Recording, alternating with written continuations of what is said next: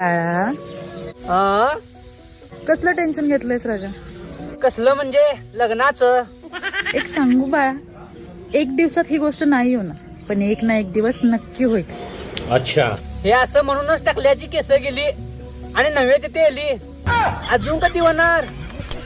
कारण त्या पाठीमागं तुझ्या मेहनतीचं फळ आहे राजा, आणि ते एक दिवस तुला नक्की भेटणार आहे. कधी मिळणार फळ? आमच्या एक्सला 2-2 झाली बाळ आणि आम्हाला बघून तोंड करते काळ. फक्त तू लढत राहा राजा. असं खचत बसून कसं चालेल सांग बरं. अजून केवढं लढणार?